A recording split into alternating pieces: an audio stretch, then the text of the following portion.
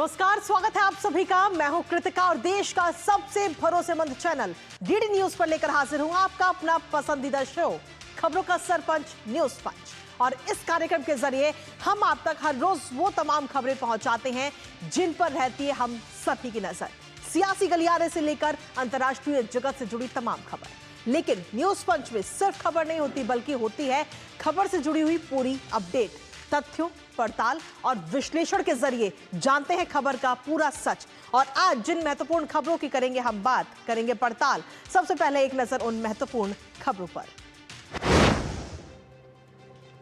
तो आज सबसे पहले बात करेंगे बांग्लादेश से जुड़ी। जी हां, बांग्लादेश ने पाकिस्तान को गच्चा दे दिया। 1971 के लिए माफी की मांग इस वक्त बांग्लादेश की तरफ से की गई है। हालांकि अगर हम देखें तो हसीना सरकार जाने के बाद में जो अंतरिम सरकार है इस वक्त बांग्लादेश में, उसके संबंध इन दिनों पाकिस्तान से काफी मजबूत होते हुए नजर आए थे। ये दोस्ती नजर आ रही थी, लेकिन अब कहीं ना कहीं चीजें इसके थोड़ी सी उलट नजर आ रही है। 1971 के लिए माफी की मांग इस वक्त की गई है। बताएंगे इस खबर के बारे में पूरे विस्तार से आपको। लेकिन साथ ही जो दूसरी प्रमुख खबर है वो है सिनेमा जगत से जुड़ी है। और इस सिनेमा जगत से जुड़ी महत्वपूर्ण खबर का राजनीति पर पड़ रहा है सीधा असर कि क्या केसरी चैप्टर 2 मूवी पर आखिर क्यों हो रही है सियासत, क्या है इस सियासत के पीछे वजह, बताएंगे इस खबर के बारे में भी विस्तार से आपको। तो चलिए सबसे पहले बात करेंगे पाकिस्तान और बांग्लादेश की से जुड़ी खबर को लेकर। जी हां, जहां पिछले साल अगस्त में शेख हसीना के बांग्लादेश छोड़ने के बाद में बांग्लादेश और पाकिस्तान के संबंधों में काफी नजदीकियां आई। और तब से पाकिस्तानी प्रधानमंत्री शहबाज शरीफ और मुख्य सलाहकार मोहम्मद यूनुस 2 बार मुलाकात भी कर चुके हैं। लेकिन अब बांग्लादेश के सुर बदले नजर आ रहे हैं और इस दोस्ती के लिए कुछ शर्त रख दी गई है। जी हां, और ये शर्त है कि पाकिस्तान 1971 के अत्याचारों के लिए औपचारिक माफी मांगे और बांग्लादेश के हिस्से के 4.3 अरब डॉलर का भुगतान करे। दरअसल बांग्लादेश और पाकिस्तान के बीच गुरुवार को 15 साल बाद विदेश सचिव स्तर की बातचीत हुई है। और इस दौरान बांग्लादेश ने कई अनसुलझे मुद्दे उठाए, करेंगे चर्चा। लेकिन उससे पहले आपको दिखाते हैं कि बांग्लादेश में आखिर क्या कुछ मांग पाकिस्तान के सामने रखी है। तो बांग्लादेश ने पाकिस्तान को ये आंख दिखाई। 1971 के लिए सार्वजनिक माफी की मांग की गई है बांग्लादेश की तरफ से कि 1971 में जो चीजें हुई उनको लेकर सार्वजनिक माफी मांगी जाए पाकिस्तान की तरफ से। 15 साल बाद ढाका में ये हाई लेवल मीटिंग हुई है। बीते कल ये हाई लेवल मीटिंग हुई और इस मीटिंग में कई सारे महत्वपूर्ण मुद्दों को लेकर चर्चा की गई।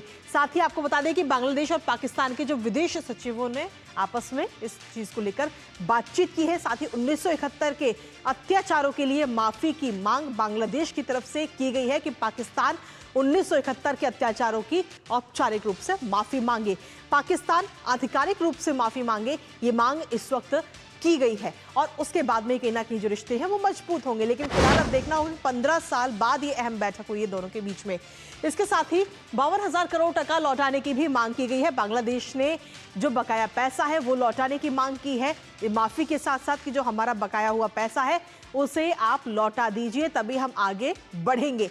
इसके साथ ही कहा गया कि 1971 में दोनों देश एक थे, संपत्ति साझा थी और बांग्लादेश ने इसका दावा किया गया है बांग्लादेश की तरफ से कि उस दौरान जो पैसा था वो अब आप लौटाए। 4.3 अरब डॉलर पाकिस्तान पर अभी इस वक्त बकाया है बांग्लादेश का और उसे लौटाने की बात कही गई है। हालांकि पाकिस्तान की स्थिति क्या है ये आप और हम सभी जानते हैं इस वक्त। और सवाल ये है कि आखिर ऐसे में पाकिस्तान अगर ये पैसे लौटाने पड़े तो कहां से लौटाएगा। 1970 के चक्रवात में 200 मिलियन डॉलर की मदद भी मांगी गई थी। कुल मिलाकर अगर हम देखें तो 52,000 करोड़ टका की मांग इस वक्त बांग्लादेश की तरफ से की गई है। और इस मांग को पाकिस्तान कैसे पूरी करता है इस पर नजर हमारी लगातार बनी है। लेकिन इसके साथ ही इतिहास से पृष्ठभूमि पूरी जुड़ी हुई है, किस तरीके से उस पर भी नजर डालते हैं। क्योंकि 1971 में 2 हिस्सों में जो है वो पाकिस्तान बटा था।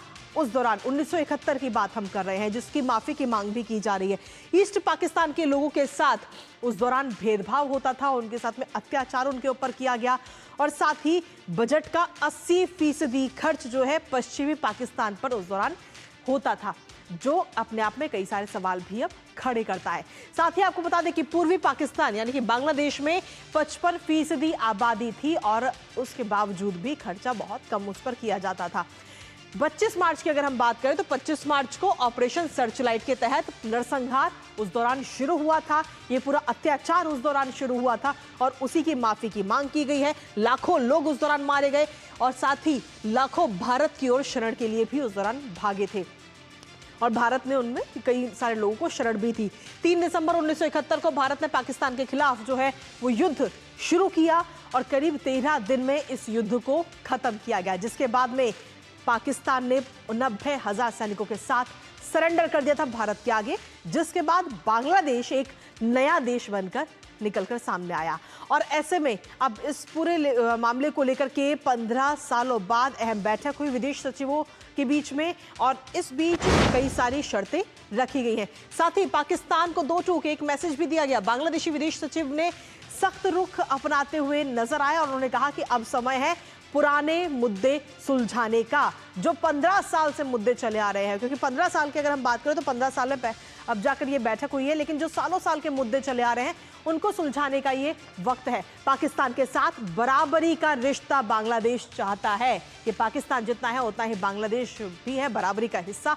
और इसके साथ ही इतिहास के साथ न्याय हो, जो पुरानी चीजें हैं उसमें अब न्याय मिलना चाहिए, माफी की मांग की गई है और साथ ही भविष्य की साझेदारी पर भी फोकस रखा जाए। तो सीधे तौर पर पाकिस्तान को यह मैसेज बांग्लादेश की तरफ से दिया गया। और इसी पर हमारे साथ हमारे सहयोगी इस वक्त जुड़ रहे हैं अखिलेश सुमन, सीधा उन्हीं का रुख करेंगे। अखिलेश, अगर सीधे तौर पर देखें तो हसीना सरकार के जाने के बाद में यूनुस सरकार आई और यूनुस सरकार के आने के बाद से पाकिस्तान और बांग्लादेश के बीच के जो रिश्ते हैं वो काफी मजबूत होते हुए नजर आए। लेकिन अभी बीते कल जो ये अहम बैठक हुई विदेश सचिवों के बीच, इसमें कहीं ना कहीं खटास भी नजर आ रही है। देखिए कृतिका, सबसे महत्वपूर्ण बात यह है कि बांग्लादेश और पाकिस्तान के बीच रिश्ते जो बिल्कुल ठंडे पड़े हुए थे वो रिश्ते शुरू हो गए हैं। 10 साल के बाद फॉरेन ऑफिस कंसल्टेशन की शुरुआत हुई है, तो यह पाकिस्तान के लिए एक बड़ी विजय है। दूसरी बात यह है कि बांग्लादेश के जो सलाहकार है, मुख्य सलाहकार मोहम्मद यूनुस, वो दोनों नाव पर पैर रख कर चलना चाहते हैं। अभी तक उनका जो पूरा रुख था वो एंटी इंडिया रुख था, भारत विरोधी रुख था।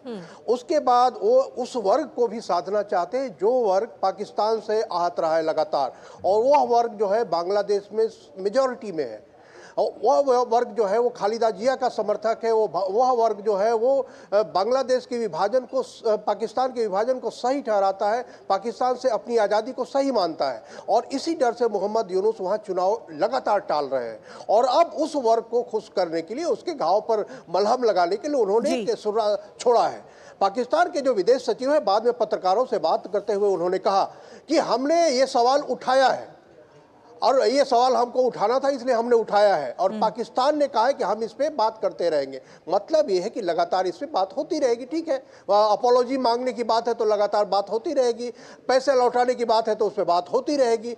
सबसे एक और महत्वपूर्ण मुद्दा है, 3 लाख के करीब पाकिस्तानी वहाँ है, अभी भी बांग्लादेश में रह रहे हैं, उन लोगों को भी लौटाने की बात है, उस पर बात होती रहेगी। तो बांग्लादेश के हाथ में आएगा क्या, यह सवाल अभी भी अनुत्तरित है। वो दरअसल मोहम्मद यूनुस का एक है कि दुनिया को दिखाने के लिए है कि हाँ जी हम पाकिस्तान से वो भी सवाल कर रहे हैं जो शेख हसीना लगातार करती रहती। शेख हसीना ने बांग्लादेश वार क्राइम्स में जो भी शामिल लोग थे उन शामिल लोगों को फांसी पर लटकाया था, और उस फांसी पर लटकाने की घटना को पाकिस्तान ने उसकी आलोचना की थी, और इस पर बांग्लादेश और पाकिस्तान के संबंध काफ़ी खराब हुए थे। जमाते इस्लामी के जो लोग थे उस समय जो पाकिस्तान के साथ खड़े होकर बांग्लादेश के खिलाफ आतताई कार्रवाइयाँ कर रहे थे, उन लोगों को फांसी पर लटकाया गया था। 2015 से लगातार उसके बाद से राजनयिक संबंध कोई बातचीत नहीं हो रही थी। उसके बाद 2017 में जो पाकिस्तान के हाई कमिश्नर गए, उस समय भी शेख हसीना ने यह सवाल उठाया था कि आप माफ़ी मांगिए। तो लगातार पाकिस्तान को ये बात कही जा रही है, इसलिए मोहम्मद यूनुस आज जो कह रहे हैं कोई नई बात नहीं है, बस वो उस वर्ग को थोड़ा सा उसके घाव पर मलहम लगाने की कोशिश कर रहे हैं, थोड़ा अपना कद ऊंचा करने की कोशिश कर रहे हैं। इसके अलावा कोई बहुत है, लेकिन सवाल तो है कि पाकिस्तान और बांग्लादेश के बीच में मुद्दे बहुत अहम है, लेकिन सवाल ये भी है कि पाकिस्तान के पास बांग्लादेश को देने के लिए है क्या।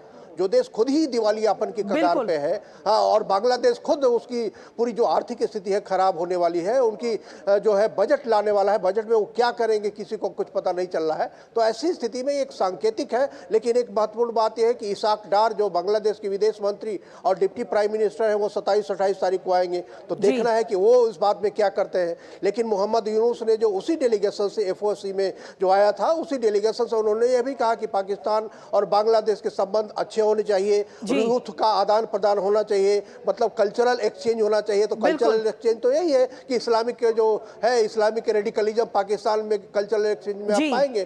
तो लगातार बांग्लादेश पाकिस्तान के सामने वो ऐसी स्थिति बनाना चाह रहा है कि जैसे लगता है कि वो इस्लामिक एकजुटता कर रहा है और कहने के लिए सांकेतिक तौर पे ये सवाल उठा रहा है। जी चलिए, फिलहाल बहुत बहुत शुक्रिया अखिलेश, तमाम जानकारी हमारे साथ साझा करने के लिए, हमारे दर्शकों के साथ साझा करने के लिए।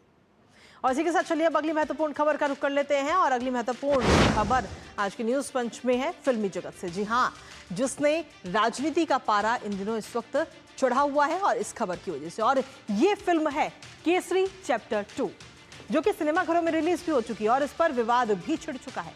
कोई इस फिल्म की तारीफ करते नहीं थक रहा, तो कोई डायलॉग्स और तथ्यों पर सवाल उठा रहा है। हालांकि बॉक्स ऑफिस पर रिलीज होने के साथ ही इस फिल्म ने दर्शकों का दिल जरूर जीत लिया है और काफी तारीफ मिल रही है। और इस फिल्म को लेकर आखिर क्यों हो रही है राजनीति, केसरी चैप्टर 2 में इतिहास या सियासत, करेंगे इसको लेकर चर्चा। लेकिन उससे पहले आपको दिखाते हैं कि आखिर क्यों विवादों में है फिल्म केसरी चैप्टर 2। तो आखिर क्यों इस पर विवाद छिड़ा हुआ है, क्योंकि कांग्रेस पर तीखे डायलॉग्स की वजह से विवाद जो है वो इस वक्त बढ़ा हुआ नजर आ रहा है। कांग्रेस के ऊपर जो तीखे डायलॉग्स इस फिल्म में दिखाए गए हैं, सुनाए गए हैं, तथ्यों को तोड़ने और मरोड़ने का आरोप इस फिल्म के ऊपर लगा हुआ है और फिल्म को काल्पनिक और नाटकीय बताया जा रहा है। और कांग्रेस को सबसे ज्यादा दिक्कत इस फिल्म से इस वक्त होती हुई नजर आ रही है। साथ ही विपक्षी नेताओं ने राजनीतिक हथियार भी इस फिल्म को बता दिया है कि ये फिल्म जो है वो राजनीतिक हथियार है। तो वहीं दूसरी तरफ भारतीय जनता पार्टी के नेताओं की स्क्रीनिंग में मौजूदगी से विवाद जो है ये और ज्यादा गहरा गया है। इसके साथ ही आखिर इस फिल्म की कहानी क्या है, एक बार उस पर भी नजर डाल लेते हैं, क्योंकि बताया जा रहा है कि ये जो पूरी कहानी है वो काफी दिलचस्प कहानी है। क्या कहानी है, एक बार उस पर भी नजर डालते हैं। तो इस कहानी की अगर हम बात करें तो ये कहानी भारत के गुमनाम नायक पर पूरी ये फिल्म जो है वो आधारित है। और इसके साथ ही अंग्रेजों की सत्ता में थे ऊंचे पद पर सी शंकरन नायर, और उनसे जुड़ा हुआ है ये पूरा मामला। अंग्रेजों की सत्ता में ऊंचे पद पर थे सी शंकरन नायर और जलियांवाला हत्याकांड से आहत होकर उन्होंने उस दौरान अपने पद से इस्तीफा दिया था। और ब्रिटिश अफसर की अगर हम बात करें तो ब्रिटिश अफसर ओटवायर पर भी मानहानि का केस उस दौरान किया गया। ब्रिटिश सरकार के खिलाफ एक बड़ा कदम उठाया गया। और साथ ही आपको बता दें कि इंग्लैंड की अदालत में ये पूरा मामला उस वक्त लड़ा गया था और इस केस ने ब्रिटिश सत्ता को हिला दिया था, जो मजबूती के साथ यहाँ थी उसे भी हिला दिया। और पहली बार जलियांवाला बाग की जो कानूनी लड़ाई बड़े पर्दे पर इस बार अब नजर आ रही है। साथ ही आपको बता दें कि इतिहास का अनछुआ अध्याय जो है वो सबके सामने लाने का दावा इस फिल्म की तरफ से किया जा रहा है। अब साथ ही आपको बता दें कि आखिर शंकरन नायर कौन थे। वकील, जज और स्वतंत्रता सेनानी भी सी नायर रहे हैं अपने टाइम में। और इसके साथ ही आपको बता दें कि 1857 केरल के पलक्कड़ जिले में उनका जन्म हुआ था, जिनकी कहानी इसमें दिखाई गई है। उन्होंने अपने पद से इस्तीफा दे दिया था एक पूरे मामले को लेकर। 1897 में बने कांग्रेस के सबसे युवा अध्यक्ष वो उस दौरान बने थे। इसके साथ ही 1908 की अगर हम बात करें तो उस दौरान मद्रास हाईकोर्ट के स्थायी जज के रूप में उन्होंने अपनी जिम्मेदारियां संभाली। साथ ही जातिवाद और भेदभाव के खिलाफ कई महत्वपूर्ण फैसले भी उन्होंने दिए हैं। जलियांवाला कांड के बाद वायसराय की काउंसिल से उन्होंने इस्तीफा दे दिया था। लंदन में ओटवायर पर मानहानि का जो केस है वो भी दर्ज किया गया था। और साथ ही इस केस की अगर हम बात करें तो the case that shook the empire के नाम से इस केस को आज भी जाना जाता है। निर्भीक कानूनी योद्धा के रूप में नायर को आज भी याद किया जाता है। लेकिन अभी फिलहाल की अगर हम बात करें तो कांग्रेस को इस फिल्म के डायलॉग से काफी ज्यादा दिक्कतें हैं और कई सारे आरोप इस फिल्म के ऊपर लगाए गए हैं। लेकिन वहीं साथ ही भारतीय जनता पार्टी के नेताओं के क्या कुछ प्रतिक्रिया है, एक बार उस पर भी नजर डाल लेते हैं। हरदीप सिंह पुरी की तरफ से क्या प्रतिक्रिया है, उन्होंने कहा कि फिल्म को उन्होंने प्रेरणादायक और सिनेमाई श्रद्धांजलि उन्होंने इस फिल्म को बताया है कि युवाओं से फिल्म देखने और प्रेरणा लेने की भी अपील हरदीप सिंह पुरी केंद्रीय मंत्री करते हुए नजर आए हैं। इसके साथ ही उन्होंने कहा है कि ऐसे ही लोगों ने कठिन हालात में देश को आजाद कराया, तो तारीफ करते हुए वो नजर आए और साथ ही युवाओं को इस फिल्म को देखने की बात कही कि जो युवा है हमारे देश के वो इस फिल्म को जरूर देखें और इस फिल्म से प्रेरणा लें। इसके बाद बात करते हैं रेखा गुप्ता की, जो कि दिल्ली की मुख्यमंत्री हैं, और उनकी तरफ से इस फिल्म को लेकर क्या कमेंट आया वो भी आपको बताते हैं। इस फिल्म को उन्होंने भी काफी शानदार बताया है। फिल्म देखने के बाद उन्होंने कहा कि ये फिल्म बेहद ही शानदार है, साथ ही कहा कि देश के लिए जीने का जज्बा ये फिल्म जगाती है। तो इस फिल्म की तारीफ उनकी तरफ से भी की गई, लेकिन इसके साथ ही कपिल मिश्रा की अगर हम बात करें तो वो भी तारीफ करते हुए नजर आए इस फिल्म की, और उन्होंने कहा है कि फिल्म में जलियांवाला की पूरी सच्चाई दिखाई गई है। उन्होंने कहा कि हर भारतीय को ये फिल्म जरूर देखनी चाहिए, हर भारतीय को फिल्म देखने की सलाह कपिल मिश्रा की तरफ से दी गई। मनजिंदर सिंह सिरसा की अगर हम बात करें तो कांग्रेस पर आरोप उन्होंने लगाए हैं और इतिहास मिटाने का आरोप इस वक्त लगाया गया। मनजिंदर सिंह सिरसा ने इस फिल्म को लेकर क्या कुछ कहा है वो भी आपको बताते हैं। उन्होंने सीधे तौर पर कांग्रेस पर आरोप लगाए हैं कि इतिहास मिटाने की कोशिश कांग्रेस ने की और ये बड़ा आरोप उनकी तरफ से लगाया गया। साथ ही उन्होंने कहा कि शंकरन नायर का इतिहास दबाया गया और ये अपराध है, और ऐसे में कांग्रेस नेताओं से इस फिल्म को देखने की भी अपील उनकी तरफ से की गई है। हमारे साथ हमारे सहयोगी शैलेंद्र मिश्र इस वक्त जुड़ रहे हैं, सीधा उन्हीं का रुख करेंगे ताजा अपडेट के लिए। शैलेंद्र, क्या कुछ ताजा अपडेट है इस फिल्म को लेकर? कहीं ना कहीं राजनीति और सियासत इस वक्त काफी ज्यादा देखने को मिल रही है। एक तरफ इस फिल्म की तारीफ हो रही है, लेकिन वहीं दूसरी तरफ डायलॉग्स पर सवाल उठ रहे हैं। ये देखिए, हम देख रहे हैं कि दिल्ली में एक विशेष प्रीमियर रखा गया था जिसमें बीजेपी के तमाम बड़े नेता, हरदीप सिंह पुरी केंद्रीय मंत्री, दिल्ली की मुख्यमंत्री रेखा गुप्ता, दिल्ली के कई मंत्री इस फिल्म को देखने गए तो बहुत तारीफ की थी और ये कहा था कि जो आज़ादी के जो गुमनाम नायक हैं, जो उनको लेकर एक तरह से देखें तो जो नई नई जानकारी सामने आती है उससे वो युवाओं को प्रेरणा देती है और ये फिल्म जरूर देखनी चाहिए। जलियांवाला बाग को बाद क्या कुछ हुआ, किस तरह से लड़ाई लड़ी गई, वो सब इस फिल्म में बताया गया है। लेकिन इस बीच विवाद इसलिए हो रहा है क्योंकि कांग्रेस पर ये आरोप लग रहे हैं, बीजेपी के नेता पहले भी कहते रहे हैं कि इतिहास में कुछ खास जो महापुरुष रहे हैं उन्हीं को आगे करके बाकी जो महापुरुष हैं उनके योगदान को भुलाने का काम इतिहास में किया गया। और कांग्रेस पार्टी खास तौर पर देखें तो वो ये जब भी कोई ऐसे गुमनाम नायक की बात सामने आती है तो उसको नकारने की कोशिश करती है या फिर उस पर कोई ऐसी टिप्पणी करती है जिससे विवाद खड़ा हो। तो अब हमने देखा कि जब केरल के बीजेपी के अध्यक्ष राजीव चंद्रशेखर ने एक सोशल मीडिया पोस्ट के जरिए इस बात को कहा, उसके बाद काफी बयानबाजी हो रही है।